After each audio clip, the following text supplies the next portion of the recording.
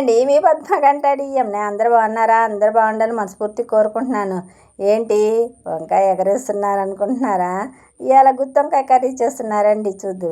ఇక వాటర్లో ఉప్పేసి పక్కకు పెట్టాలి. ఇక వంకాయలన్నిటిని బాగా క్లీన్గా కడుక్కోవాలి. కడిగిన తర్వాత చూడండి అట్లా కోసుకోవాలి. ప్రతి వంకాయని కోసేటప్పుడు బాగా చూసుకోవాలండి. దాంట్లో పుచ్చులు ఉంటాయండి.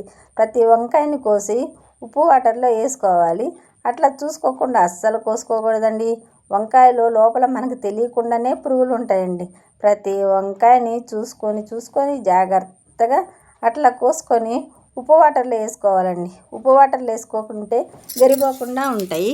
ఇక స్టవ్ వెలిగించి బాండీ పెట్టి పల్లీలు బాగా వేయించుకోవాలి. తర్వాత కొబ్బరి కూడా బాగా వేయించుకోవాలి.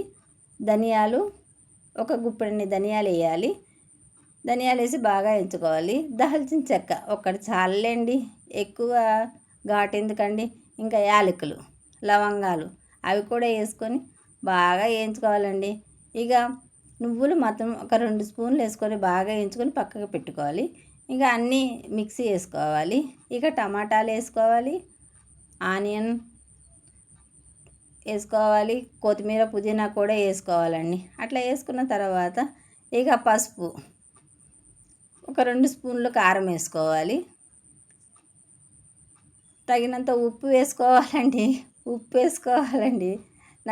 తర్వాత చింతపండు వేస్తే బాగా టేస్ట్ ఉంటుందండి. ఒక్కసారి మీరు ఇలా ట్రై చేసి చూడండి. ఇంకా మిక్సీ పట్టాలి.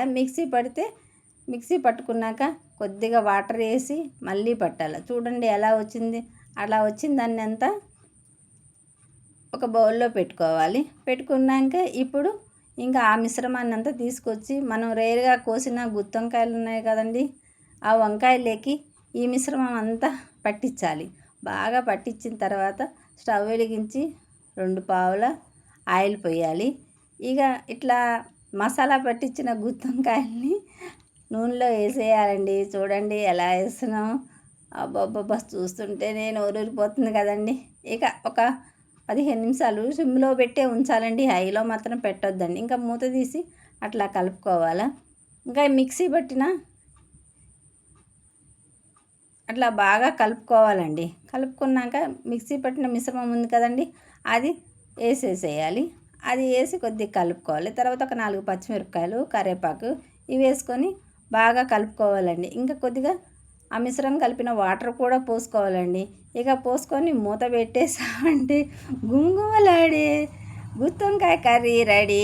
ఇక కొత్తిమీర ఒకటేనండి. కొత్తిమీర వేసేసామా అంటే ఇక గుత్తొంకాయ కర్రీ రెడీ. వేడి వేడి గుత్తొంకాయ కూర చూడండి, సూపర్ అంటే సూపర్. వేడి వేడి అన్నం, గుత్తొంకాయ కర్రీ, మజ్జిగ పులుసు. ఇక ఈరోజు మాది ఇదేనండి.